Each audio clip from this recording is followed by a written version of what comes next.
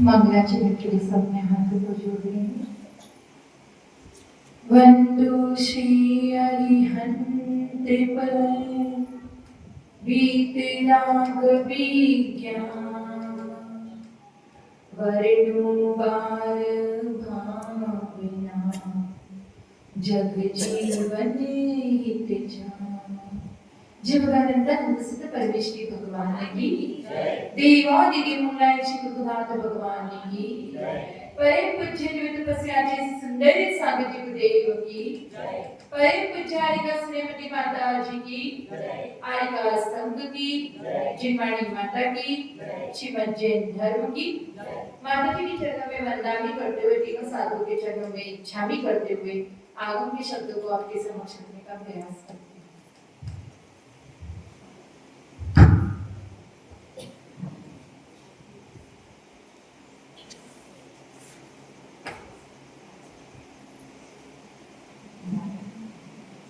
जब तक हम हमारे जीवन में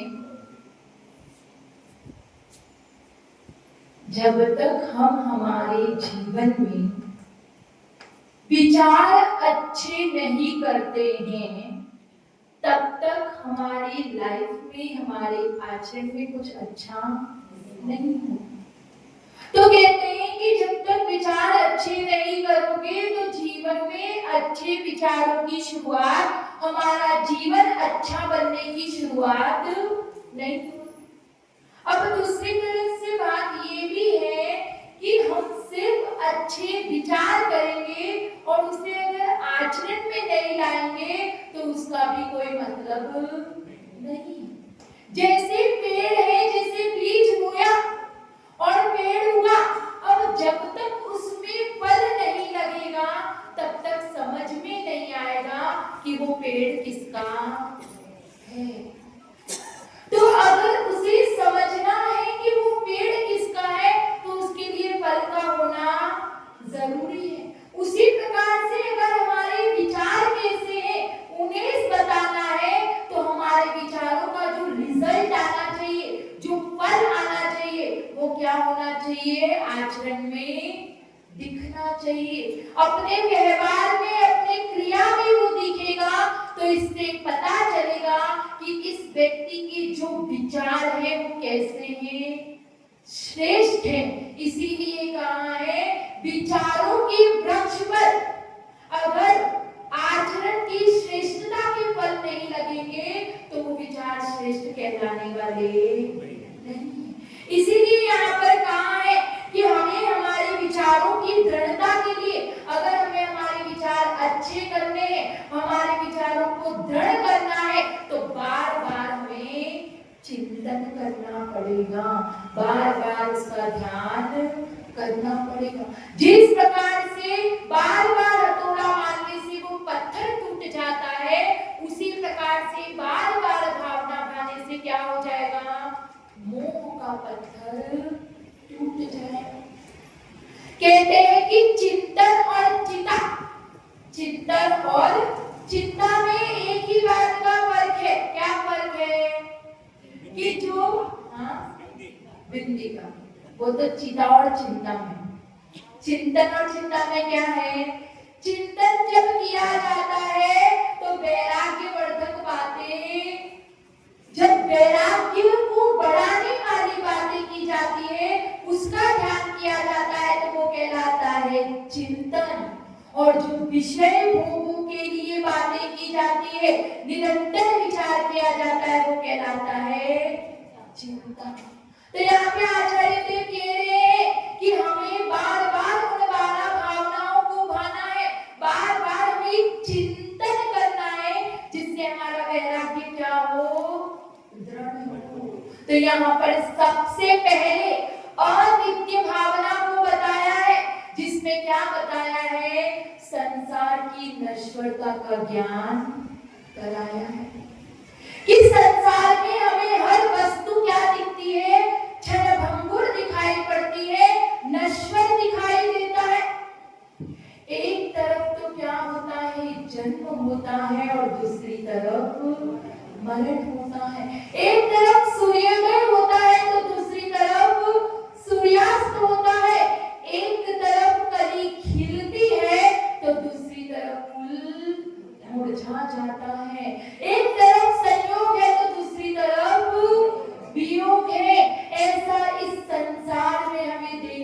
मिलता है।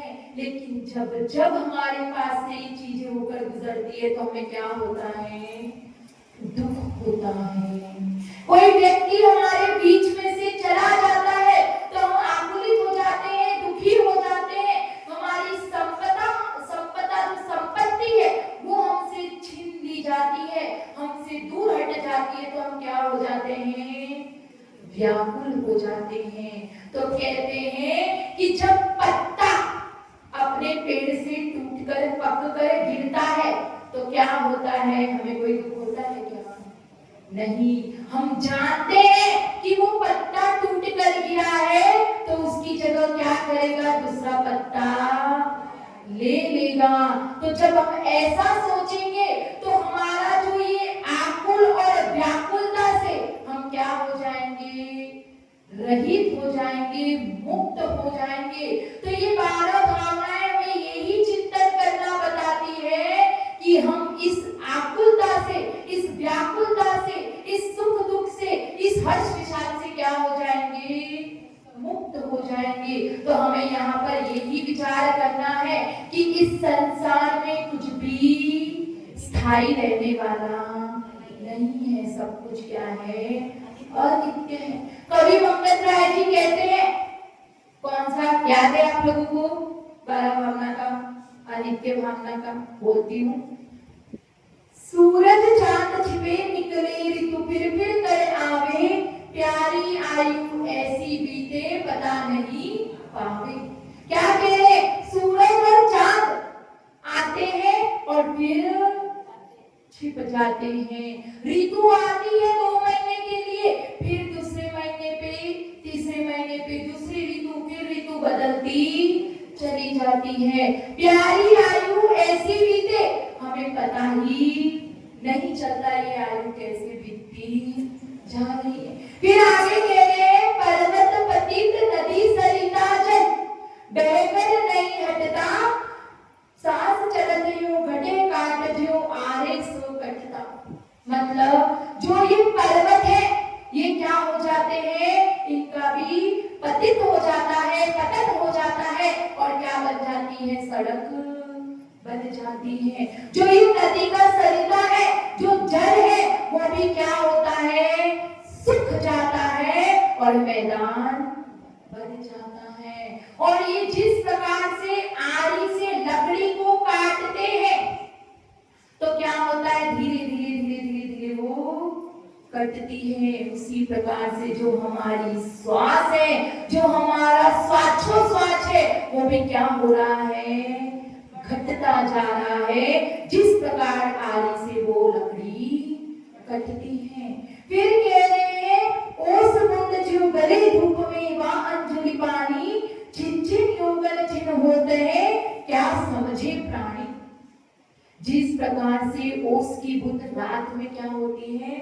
वो ओस की बूंद रहती है, और जैसे ही सुबह होती है, धूप आती है, वो ओस की बूंद समाप्त हो जाती है, खत्म हो जाती है। जिस प्रकार से अंजूरी में प्राणी पानी भरते हैं तो क्या होता है? वो पानी ज्यादा समय तक उस अंजूरी में टिकता, धीरे धीरे बहकर चला जाता है। उसी प्रकार से हमारा जो यौवन है वो क्या हो रहा है? हर पल क्षण क्षण में छीन हो रहा है, नाश को प्राप्त हो रहा है।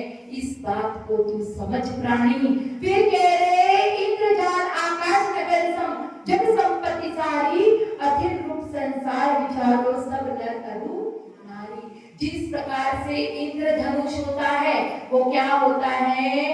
क्षण भर में दिखता है और क्षण भर में विलीन हो जाता है।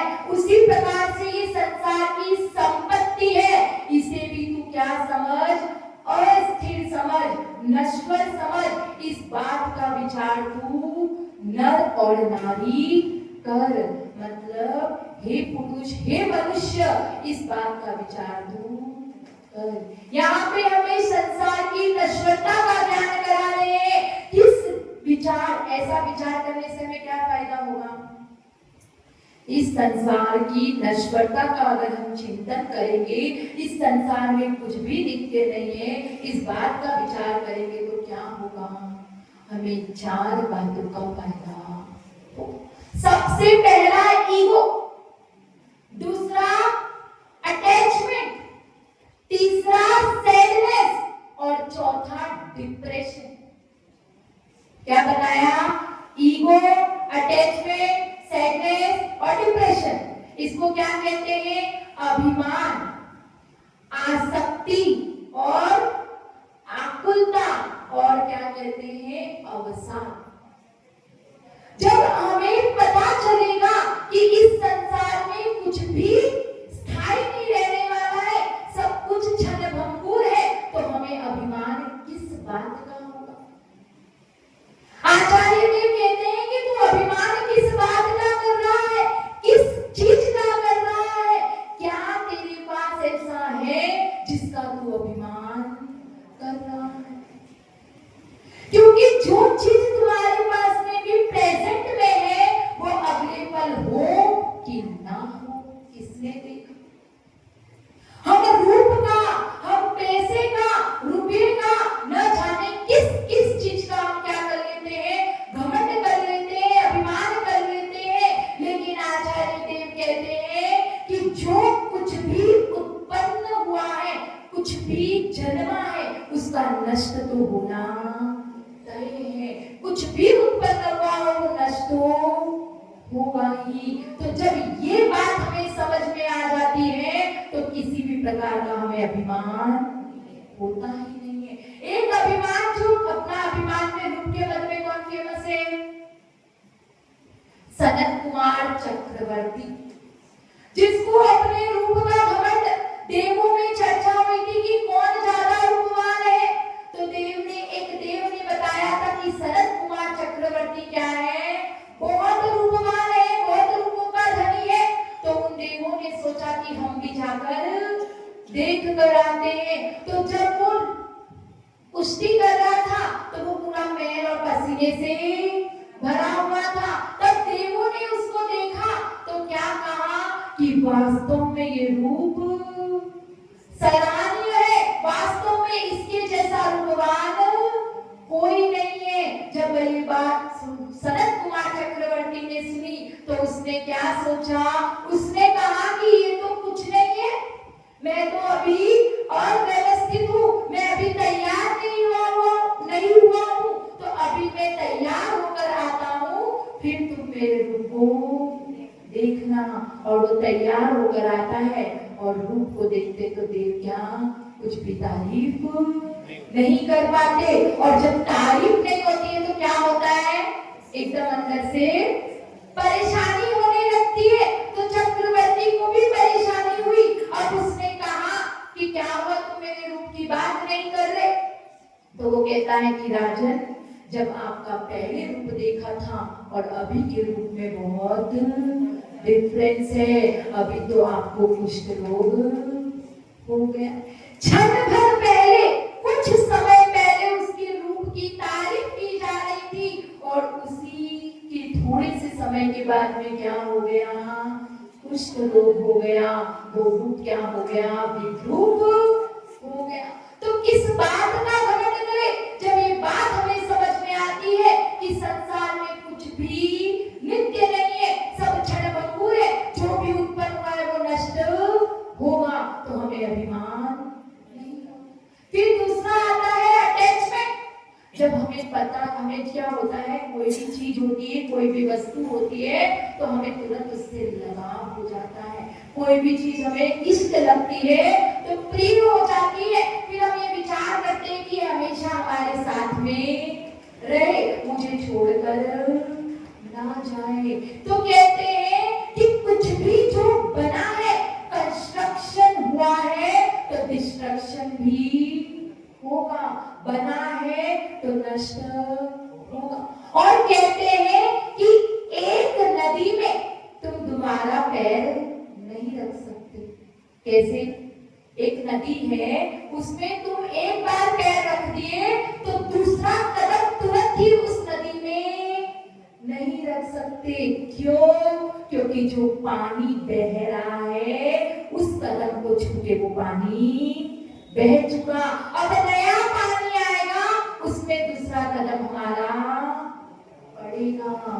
तो जब इस तरीके का विचार करते हैं तो समझ में आता है कि सब कुछ निरंतर बहता जा रहा है, सब कुछ जाता जा रहा है, कुछ भी रह नहीं रहा। जो चीज बनी है वो बिगड़ेगी, जिस चीज का संयोग हुआ है उसका वियोग होगा। तो जब ऐसा विचार करेंगे तो किसी भी चीज में हमें अटैचमेंट नहीं होगी, किसी भी चीज से हमारा इष्ट वस्तु से कोई भी राग नहीं होगा। क्योंकि जिस तरीके से वो बलून होता है, बच्चा बलून के साथ में खेलता है, टाइम बहुत हो जाएगा और मेरा होगा है ना, तो बच्चा बलून के साथ में खेलता है, खेलता खेलता वो बलून फूट जाता है, तो क्या होता है, वो बच्चा रोने लगता है, क्योंकि उस बलून से क्या था, लगाव था, वो रोने लगता है। तो जब उसके माता पिता आके हम उसको जाके क्या समझाते हैं कि बलून ही तो था, नया आ जाएगा, वो बलून तो बना ही फूटने के लिए था। जब ये बात हमें समझ में आ जाती है कि इस संसार में जो कुछ छूटना है वो छूटेगा ही, जो फूटना है वो फूटेगा ही, कुछ भी रहने वाला नहीं है। जब ये बात हमें समझ आती है तो हमारा अटैचमेंट कम हो जाता है, खत्म हो जाता है। फिर अगला विशेषण कह रहे हैं, कौन सा, तीसरी बात कौन सी फायदा होगी, आकुलता।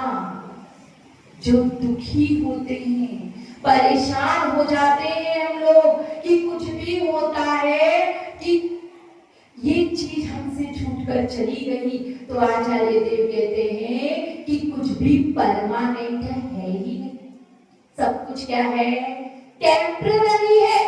जिस प्रकार से अगर किसी व्यक्ति को टेम्पररी जॉब लगी है और उसको कहे कि तेरे को क्या करना है, इतने दिन के लिए तुझे काम करना है और इतने दिन के बाद तेरी छुट्टी हो जाएगी, तो जब उसको ये बात पता होती है तो वो दिमाग में ये सेट करके चलता है कि मुझे 3 ही दिन काम करना है, इसके बाद में मेरी छुट्टी हो जाए, तो उसे किसी भी प्रकार का दुख परेशान नहीं करता है। अगर वही उसकी परमानेंट जॉब हो तो, और फिर उसे वहां से निकाला जाए तो उसे दुख होता है, उसे आकुलता होती है।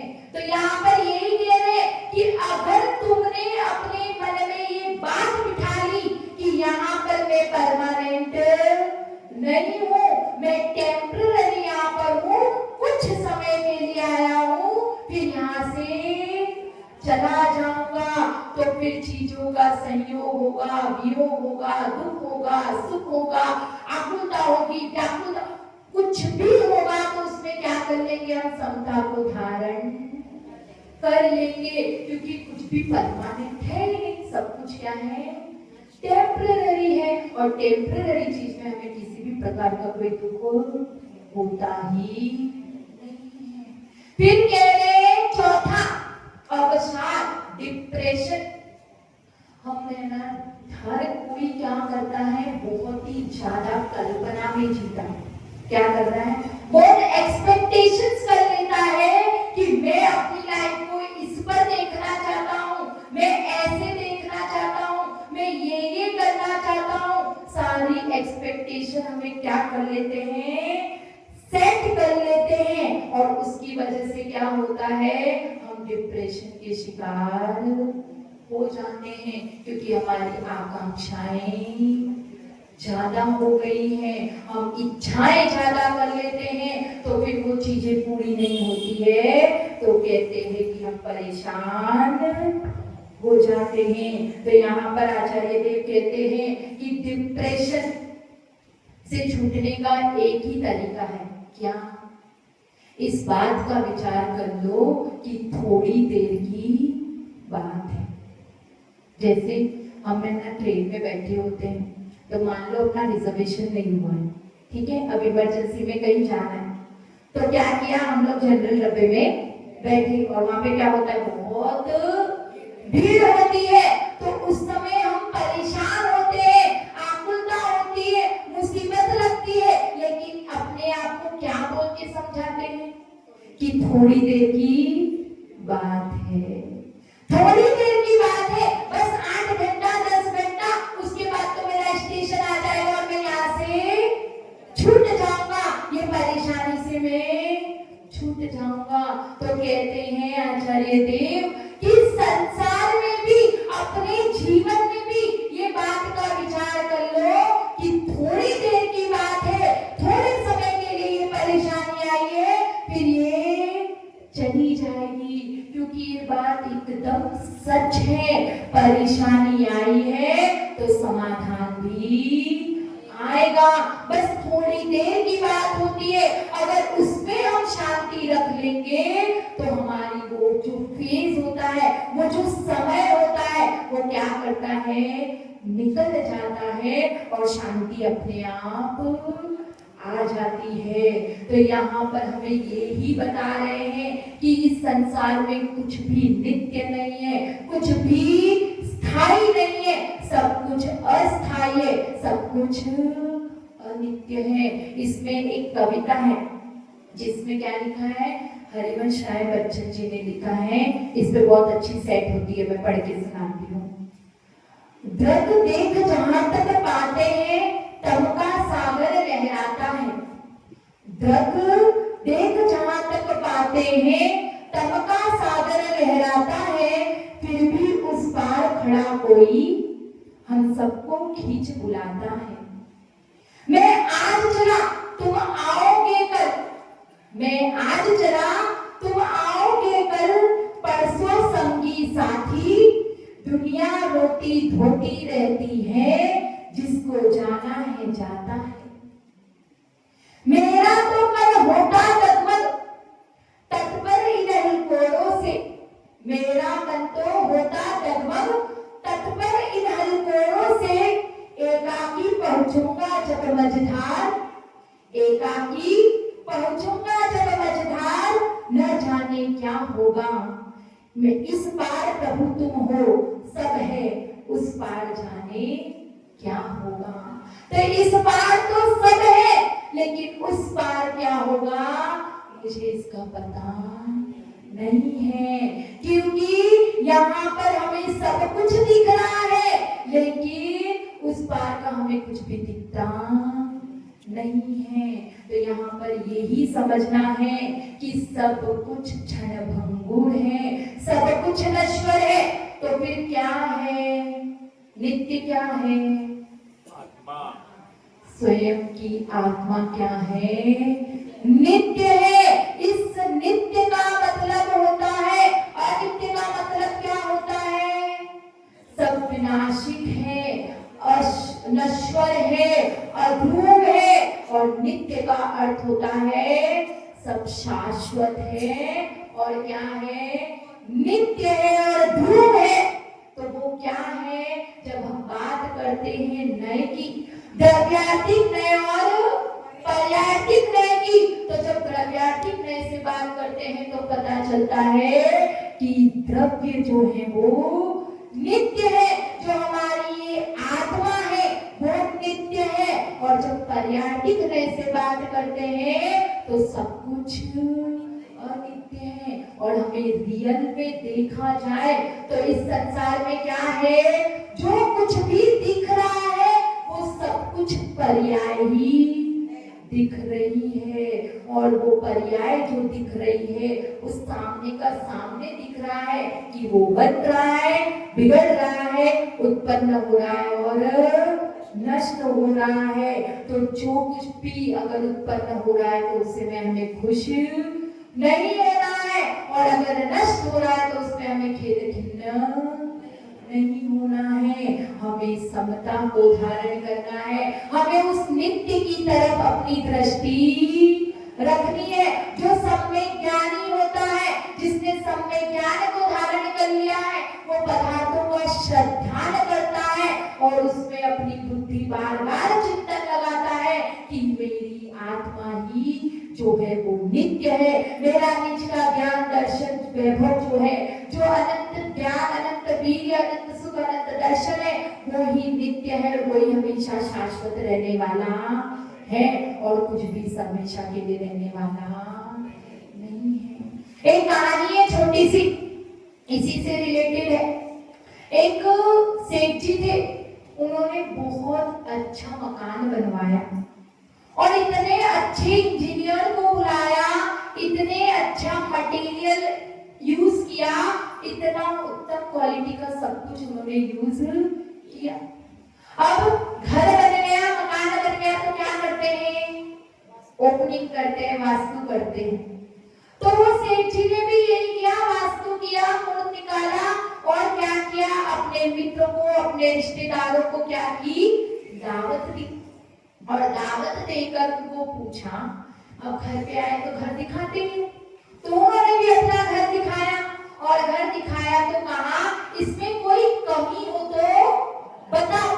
तो इंजीनियर अभी यहीं पर है, कारीगर यही है, मटेरियल भी है, तो मैं उसको क्या कर दूंगा? ठीक करवा दूंगा। तो इसने सबसे पूछा, लेकिन सबने क्या कहा? बहुत अच्छा मकान बना है, इसमें किसी भी प्रकार की कोई कमी नहीं है, सब मस्त है। अब क्या हुआ? अब उन्होंने एक साधु जी को भी बुलाया, और एक साधु जी को बुलाया, उनको भोजन कराया और उनसे पूछा कि मकान में कोई कमी हो तो बताइए। तो साधु जी ने कहा कि हाँ, 3 कमियां हैं। क्या? 3 कमियां हैं। अब आप लोग बताओ कौन सी वो 3 कमियां हैं?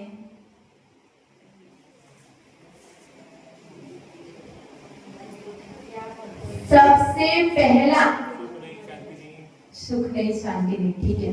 सबसे पहली कमी ये है कि जिसने इसको बनाया है वो सदा रहने वाला नहीं है। जिसने इसे बनवाया है वो भी सदा रहने वाला नहीं है, और जो ये मकान है ये भी हमेशा रहने वाला नहीं है, और जो इसमें लोग रह रहे हैं वो भी हमेशा रहने वाले नहीं है। तो कुछ भी कर लो, कुछ भी टिकड़म लगा लो, लेकिन कुछ भी हमेशा तो रहता ही नहीं है, सब कुछ नश्वर है। बचपन गया, जवानी आई, जवानी जाएगा, बुढ़ापा आएगा, और बुढ़ापा जाएगा तो मरण आएगा। इसमें एक कवि जी कहते हैं, जो बुढ़ापे में अक्सर क्या होता है? कमर झुक जाती है और गर्दन नीची हो जाती है। तो एक अलंकार करके कवि कहते हैं कि इनकी जो कमर झुक गई है, नजर झुक गई है, तो ऐसा लगता है कि वो खोज रहे, हाय मेरी जवानी कहाँ गई, नीचे झुक झुक के। तो ऐसा ही जीवन है, कुछ भी यहाँ पर ना जवानी रही, ना बचपन रहा, ना बुढ़ापा, सब कुछ नष्ट हो जाता है। तो अंत में इतना ही कहती हूँ, जिस प्रकार पीपल का पत्ता, हाथी के कान, पीपल का पत्ता, हाथी के कान और हवा से युक्त दीपक की लो क्या रहती है? स्थिर नहीं रहती है। उसी प्रकार से मनुष्य के पास ये जो भौतिक वस्तुएं हैं, ये जो वस्तुएं जिनको वो अपना मानता है और क्या करता है, उसमें ही अपनी बुद्धि लगाता है, तो ये भी उस मेघ के पतन की तरह, जिस प्रकार से मेघ का पूरा दिखता है और फिर वो गायब हो जाते हैं, जिस प्रकार से कमल का पत्ता है, कमल के पत्र है, उसमें ओस की बूंद गिरती है तो वो भी क्या हो जाती है? नष्ट हो जाती है। उसी प्रकार से ये मनुष्य के पास में जो भौतिक वस्तुएं हैं, जो पर पदार्थ है, वो कुछ भी हमेशा रहने वाले नहीं है। ये इस भावना का आशय है कि इसको समझो, और जो हमेशा नहीं रहता है, उन वस्तुओं से अपनी बुद्धि को हटाओ और अपनी बुद्धि को उस निज में जो अपना स्वयं का है, जो स्वयं का निज वस्तु है, उस पे अपनी बुद्धि को लगाओ और उसका बार बार चिंतन करो। जय बोलो आचार्य सुंदर सागर जी को तेरी होती पर विचार का समय माता जी।